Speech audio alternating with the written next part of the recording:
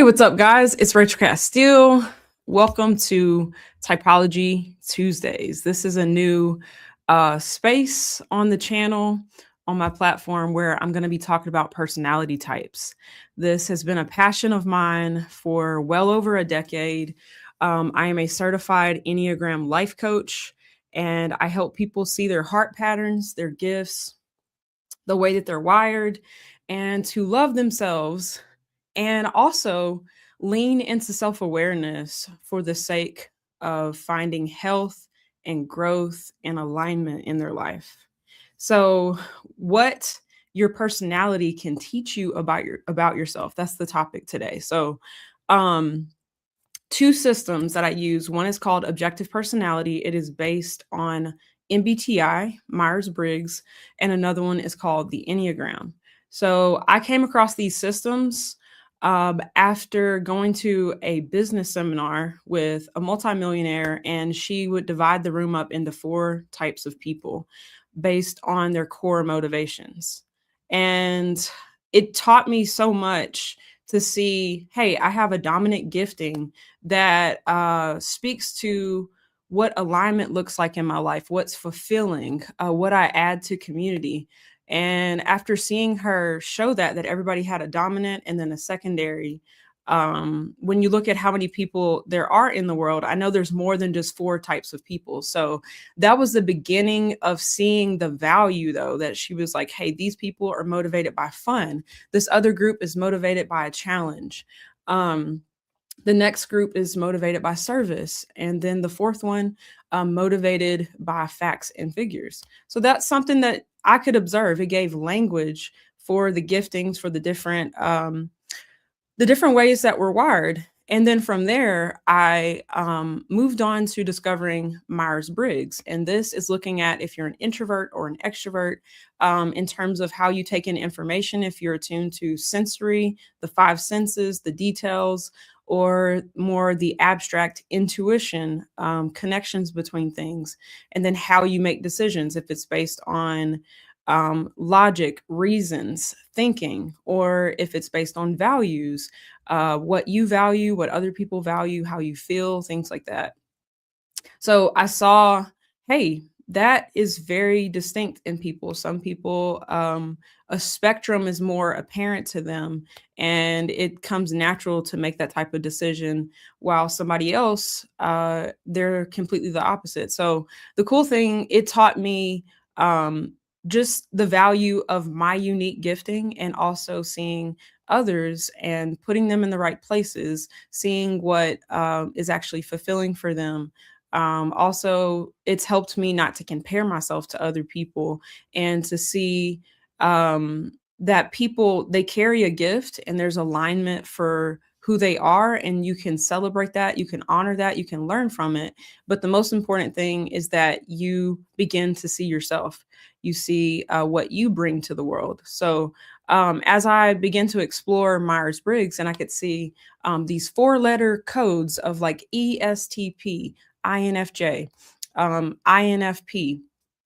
It speaks to the main preferences of how the mind works, what comes most natural. And then it also shows you your blind spots, where you really don't value or put a lot of, how do I say it? It's like you don't respect that type of information or decision off the bat. We have like almost our default addiction of what we rely on, what's very obvious to us.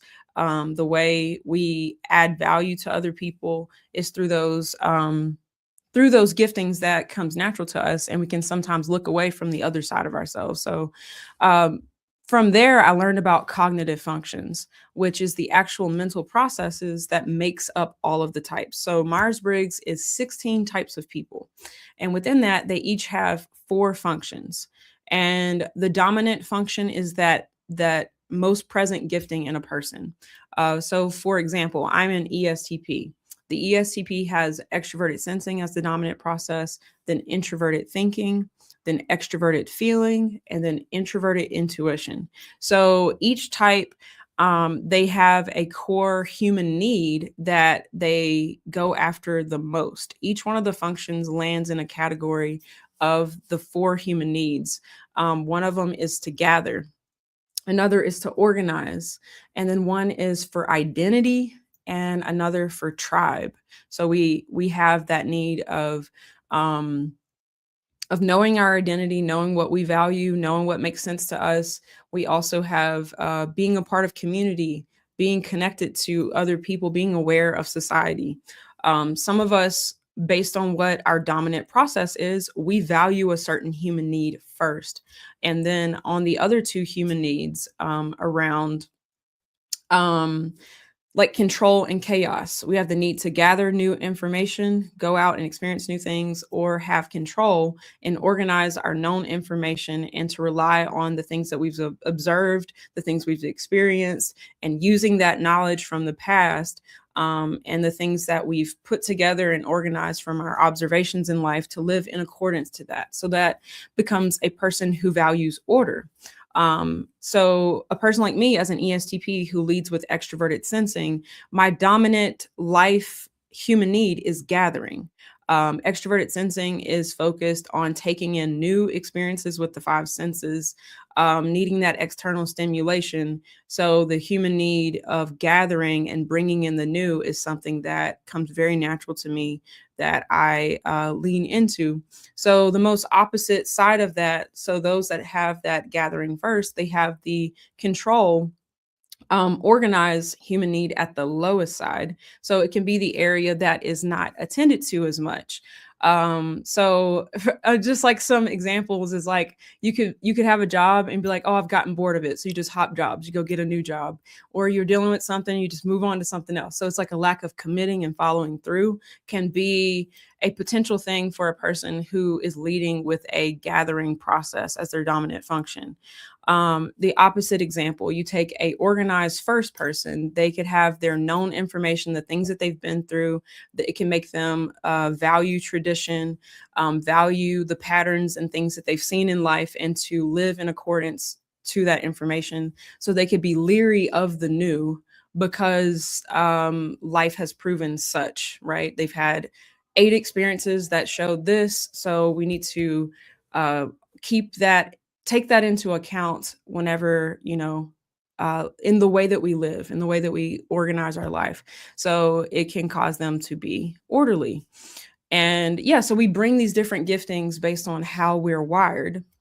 So, knowing your type can show you what you're really good at and also what you're inclined to overlook, uh, undervalue, maybe even what might bother you in another person, because they have the opposite thing. Like they're going to kind of refine you in that area, or maybe show you where you're neglecting, uh, be it, your life path, or you're neglecting yourself. You have types that they have the dominant human need of tribe. So that's like, it's a process of extroverted judgment. So it's those that are tribe first, they have extroverted feeling and extroverted thinking, focused on being aware of other people. They're very in tune with what's going on, be it on an emotional spectrum or on like a results, what's working, sort of understanding. So you could be like an engineer is very aware of what works and what needs to be innovated and how to make something better, how to get a better yield.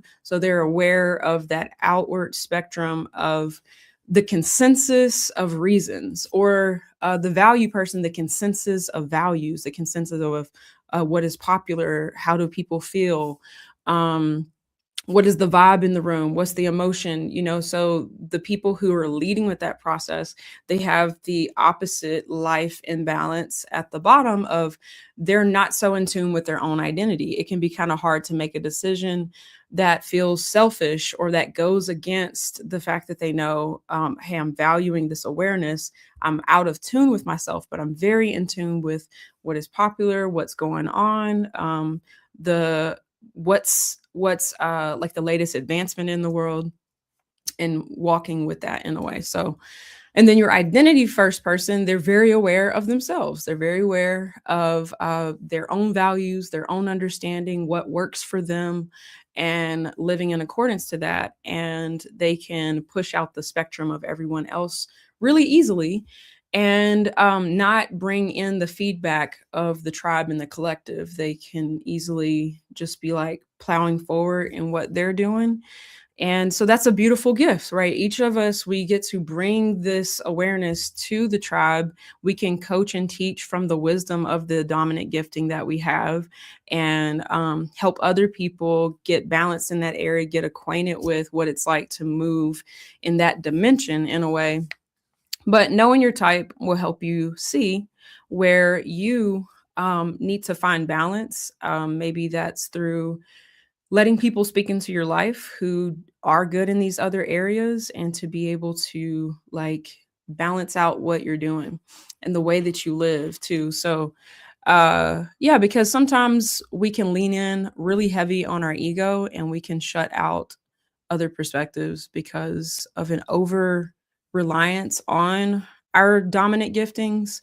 And yeah, so just know like we're holistic, and the beauty of knowing your type is to see what is fulfilling to you, what's in alignment for you, what you add to society, what you can create and build from that. But then also, these are the things I'm less inclined to see or take value in, and it's a part of life. It's a part of what might be affecting the cycles that I'm in. I'm stuck in my addiction to what's easy, and I avoid the things that's hard. So that's been the beauty of knowing my type and finding balance. Being able to follow through on things has been good, to stay true to the vision that God has given me and not just be hopping around because I am an EP type. So when you look at Myers-Briggs and objective personality, you could talk about the four categories of the IJ types. They are organized first. They have introverted sensing or introverted intuition as the dominant gifting. The EP types have extroverted sensing and extroverted intuition as the dominant gifting. So they are the most gathering in new patterns, new experiences, new sensory information. Yeah, they're very aware of the objective spectrum, looking out for stimulation outside of themselves. That's my dominant gifting. And then the EJ types, they have the dominant gifting of tribe. They recognize others, the spectrum of values and the spectrum of reasons of thinking. And yeah, so they're very in tune with others, with the life and balance of being out of tune with the self and their own identity. And then the identity types is the IP types, the types that start with the I and end with the P. They have the dominant gifting of introverted feeling or introverted thinking, their own reasons, their own values, their own moral code, what works for them. And yeah, the gifting of that awareness. And there's so much that comes out of that, but then they're the most out of tune with the tribe. So yeah, so knowing your personality type is super, super eye-opening, to love what you are and also see what in fullness and divinity and balance, like the God that you are, who God made you to be, as a solution, as a dispenser into the world. It has everything to do with the way that you're wired. That in health, you won't become another type. You'll become a healthy version of the type that you are. You can become more balanced, less addicted to the saviors, is a term used in objective personality. Saviors and demons, as in we have ones that we rely on, that come very natural, and those it's in a savior state. You're using them, and using the other ones might feel like a tidal wave or kind of fearful or uncomfortable, uneasy. You can see somebody else uses that process really well in a flow state. And for you, it's more feels vulnerable in a way, is what it can feel like. So exploring, moving into all that you are beyond just your ego is how you begin to flow as the fullness of your type. So that is the world of Myers-Briggs and objective personality. Objective personality is based on Myers-Briggs, but then goes into much more. It's looking at the cognitive functions of the type, not just a type description of like, hey, you're kind of like this. If you do this, then you're probably this type. And a lot of people mistype because they are just reading a description and whatever state of mind they're in, they're like, oh, that's me, but really being able to see your type and see the wiring of your mind. So that's what that's all about. And objective personality takes it further into how you use your functions, the energy of how you use functions together. It's a term called animals. So the four animals is consume, and consume and blast, and then sleep and play. So consuming is taking in information for the self. Blasting is taking known information and teaching, sharing it with the tribe. That requires two functions to do that process. And then sleep is the two introverted functions, because every type has two introverted functions and two extroverted functions. And extrovert just simply means your dominant process is oriented outward. An introverted person means your first process is internal. So you go in to recharge. So sleep is the two internal processes, mulling over known information and coming to conclusions for yourself. And then play is the most extroverted animal. It's using your two extroverted processes to ping and play and be out there with the tribe, where you're receiving and gathering information through interaction. And yeah, so it's that dancing with the tribe thing. So we all have the four animals. You are a type. You have four cognitive functions. Which type are you? And then what is your animal order? How do you use your energy? What comes natural? And then what is more uncomfortable? What's getting forgotten along the way? So for me, I'm an ESTP, and my animal stack is consume, play, blast, sleep. So looking at balance within that too, that consuming, taking in information, I could just do that like a I was I thought of like alcoholic. I was like, no, it's like an addictive. That's the word I was trying to think, not alcohol. The addiction is like, I could easily just do that, right? Just take in, and learn, and not teach or blast what I've learned. I just take it in. I'm observing all this stuff. I see all this stuff, but I don't talk about what I see. And I just want to go gather more stuff and see more stuff. So, and then play. I love play. I love discussion. I like to be out and learn with people.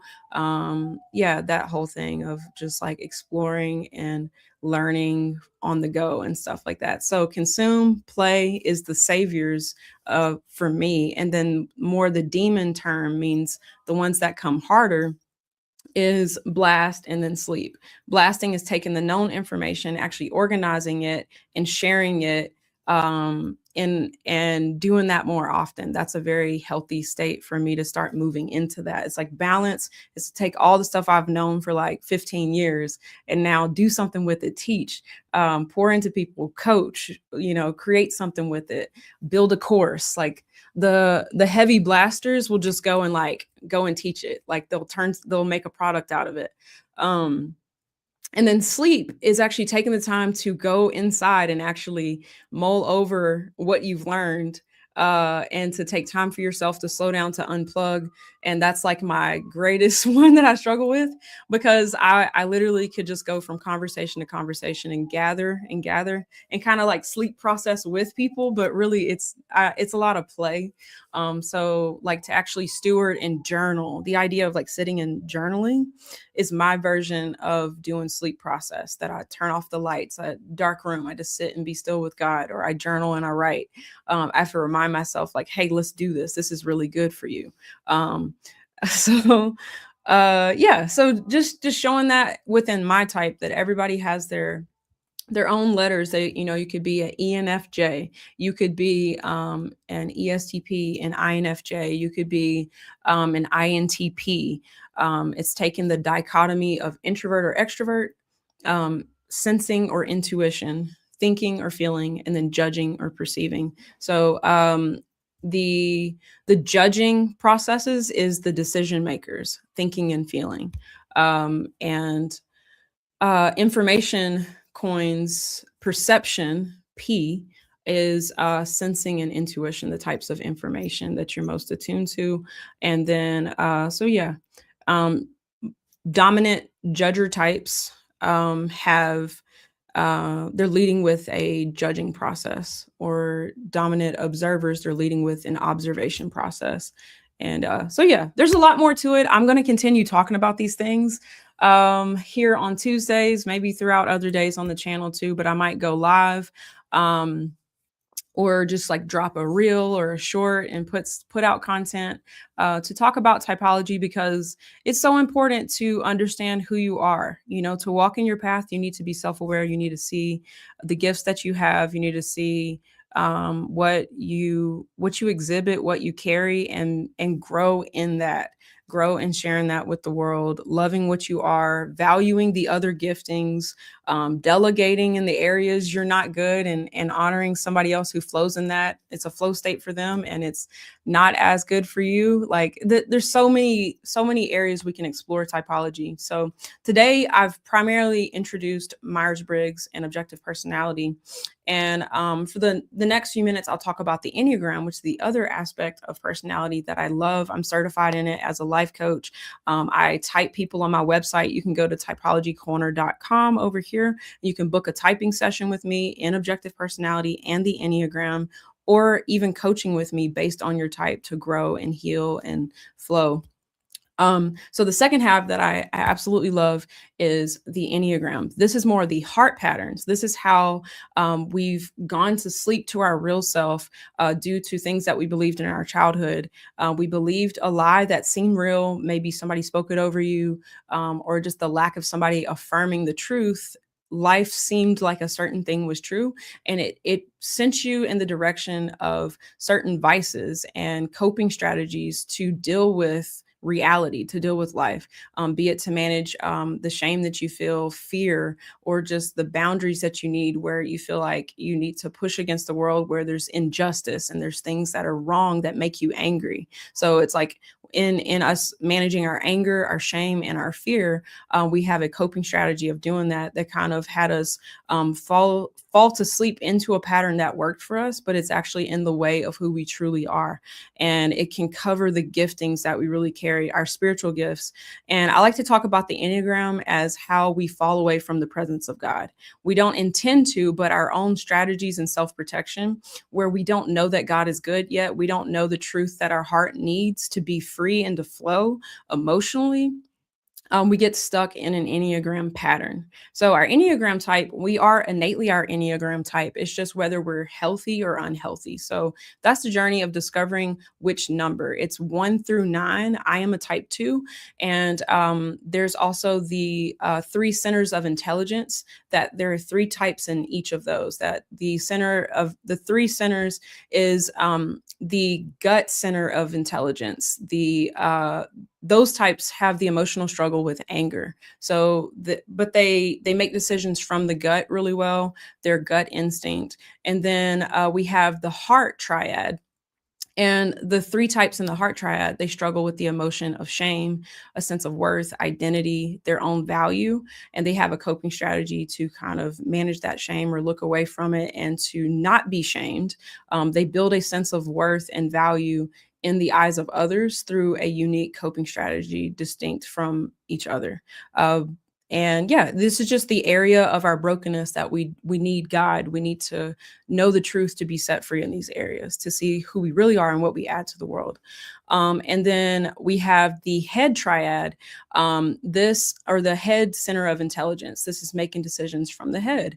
And the types that are in this center, they struggle with anxiety or fear, and a sense of safety and certainty and security are the things that they feel to manage, or they didn't feel safe in their childhood. So they have a coping strategy to produce that their needs will be met and things like that.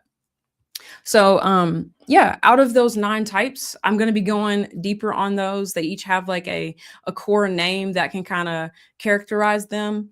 Like number 1, the perfectionist; number 2, the giver; number 3, the achiever; number 4, the individualist; number 5, the investigator; number 6, the loyalist; number 7, the enthusiast, the adventurer; number 8, the challenger; number 9, the peacemaker. So yeah, I absolutely love the Enneagram.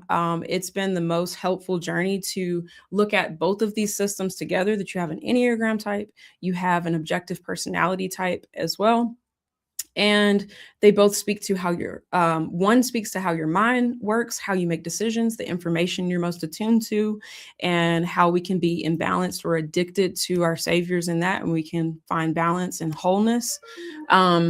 And then the Enneagram is the emotional patterns, how our heart is, how our heart doesn't trust God, and what truth it needs to be set free to come back into the presence of God and to offer our spiritual gifts to the world. So that is my heart. That is why personality has helped me so much. It's helped my clients so much. And I want to bring this out regularly and help you see you for you and help you walk out your journey. My love for raising up entrepreneurs, my community called Firestarters for helping people start online businesses. I see how these journeys are so intricately connected that as you get on the path of being you and being the voice that you're created to be and building influence in the world, you bump into all your stuff. Either your emotional pattern keeps you out of alignment and sabotages your journey, or you've come to love yourself and get the light that you need in your life to find balance and healing and wholeness. So that's my heart here to share that with you, to help you just get more discernment of who you are, what you bring to the world, and to grow in community as well. So thank you for listening. I will be back very soon, again, continuing to talk about personality types. If there's anything that piqued your interest or you'd like to hear me talk more about, let me know in the comments below. And thank you to everyone who's on here live. I haven't really looked at my comments, but yeah, I appreciate those that have stopped by. And yeah, bless you, Pastor Shazad. I see your comment. Thank you so much. And yeah, guys, thanks for watching. And I will see y'all on the next video.